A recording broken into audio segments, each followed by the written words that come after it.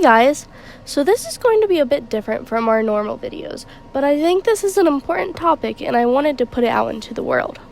Today's video is all about ferrets and feeding them a raw diet. I'm going to explain how we feed a raw diet, our meal plan that we follow, and why we chose to feed raw, and where I get our meat from. Also, I'm going to throw in some ferret facts and importance of each thing we feed. Please note that I am not a professional nutritionist. This is just what I do and what I've learned. If you have ferrets/want ferrets, I think there are some really important facts that everyone needs to know about them first before we get into the diet part of the video. Fact 1. The ferret is the domesticated form of a European polecat, likely to have been domesticated for at least 2,500 years. Fact 2. The European polecat feeds on small rodents, birds, amphibians, and reptiles. We'll come back to this later. Fact 3. Ferrets are not rodents. Ferrets are in the mustelid family. This family also includes weasels, badgers, otters, minks, wolverines, and polecats. Just like all these other animals, ferrets are obligate carnivores, meaning that they require strictly animal proteins and fats to meet nutritional requirements. Fact number 4. One more thing I should add before getting into the raw diet is that ferrets imprint on their food at a young age. Around 6 to 9 months, they solidly imprint. So if you have an older ferret, it might take a little longer to transition to raw, but it's not impossible and it's worth it. Our diet plan. We feed a 60-30-10-10 diet.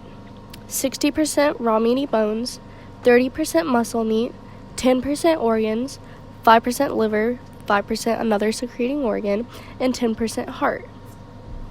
This is our diet plan that we follow. The reason why we do it this way is because you don't want to feed organs every day. We'll get into this later on in the video.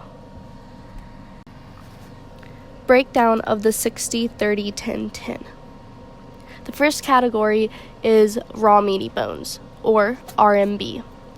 Raw meaty bones are the most important element of a raw diet plan. Raw meaty bones contain nearly every nutrient the ferrets need to survive. Appropriate raw meaty bones contain a sufficient amount of muscle meat attached. It should not be pure bone or bone with most of the meat removed. Raw meaty bones provide essential calcium and is needed to keep stool firm and teeth clean. Too much bone equals dry, hard poops. Not enough bone equals soft poops. Raw meaty bone is meant to be consumed. The best raw meaty bones to feed are wings, necks, frames, feet, and legs. You can use chicken, quail, duck, or rabbit. The raw meaty bones that you want to avoid are turkey legs, wings, and drumsticks, beef and pork bones. They're way too dense for the ferrets to eat. Weight-bearing bones, marrow bones from deer or ox, smoked or cooked bones, mostly what you see at pet stores. Muscle meat. The purpose of muscle meat is to make up the main source of protein in a raw diet. This meat cannot be processed in any way, shape, or form. This means no smoking, saline injected, or cured meat. Never feed meat from other carnivorous animals. In the wild, polecats eat a low-fat diet, so stay away from fatty cuts. Gizzards and lungs are a muscle meat, not organs. Heart is considered muscle meat, but 10% of the total diet should be heart meat. We'll get to this in a second. Muscle meat also includes raw fat. Fat is used for energy production and metabolic processes. Raw fat is naturally found in raw meaty bones and muscle meat. Other types of muscle meat are green tripe. Green tripe is the stomach lining of animals such as cows, lambs, and goats, or other grazing animals. It's a very good source of probiotics. Fish and shellfish. They provide trace minerals like iodine, manganese, and omega-3. It is important to get fish with lower levels of mercury. Green and blue lip mussels, or oysters. You have to make sure that they are cooked or steamed. But beware, if you feed this to your ferret, they will have stinky poops. Heart.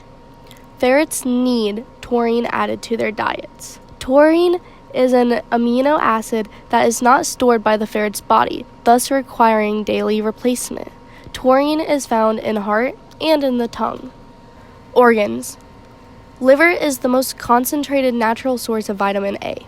It also supplies B vitamins, phosphorus, magnesium, iron, copper, and selenium. Vitamin A is a fat soluble, so it's important that it's not overfed. This is the main reason why we don't feed ferrets the same thing every day. Secreting organs. They aid in growth, reproduction, immune and tissue functions, intestinal absorption, nerve, muscle, and heart health, energy production, cellular functions, and much more. 5% of the total organ amount should be liver.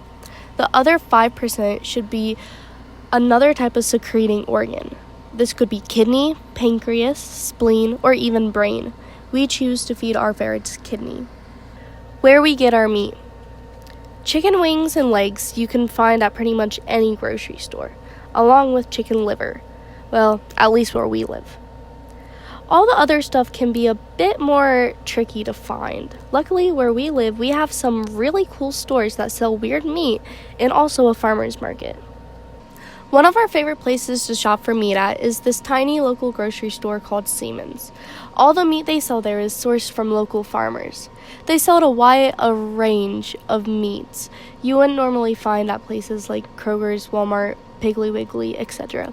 The problem is that since they are locally sourced, you never know what they will have and what they won't. We can usually get heart, liver, chicken wings, legs, sometimes necks, and they have cow tongues. A plus, though, is that they have these super awesome grinds. The package says 4 dogs, but the ingredients are just chicken, bone, and offal, perfect for ferrets. We also have an Asian market. This is where we usually get our chicken feet from. And the farmer's market. This is where we get our kidney, duck feet, duck liver, and heart. Ferrets, just like polecats, can eat small whole prey, such as baby chickens and mice. We get our ferrets' mice from a local pet store called Fish and Stuff. Why choose raw? Ferrets are particularly prone to 3 diseases: adrenal disease, insulinoma, and lymphoma. These diseases are caused by significant inbreeding at ferret mills. By maintaining appropriate vitamin levels, taurine included, in a ferret's diet, it can help reduce your ferret's disease risk. The earlier you start, the better. A raw diet helps with the smell. Just like with humans, if you eat McDonald's every meal, you're going to smell worse than a person that eats healthy. A kibble-fed ferret is going to smell way worse than a raw-fed ferret. It also makes their coats silky soft. A raw diet makes their poops easier to clean up. When we first got Da Vinci, we fed him kibble because that's what the pet store told us to do. He smelled bad and his poop stunk up the entire room. They were super soft and a mess to clean up. After learning about raw, our ferrets hardly smell, and their poops are nice and firm and way easier to clean up. Last but not least, feeding a raw diet is way cheaper than buying kibble. Well, thanks everyone for watching Crystal's ferret video. Remember to like, comment, and subscribe. Tell us your favorite thing about the video. Until next time, we're out of here.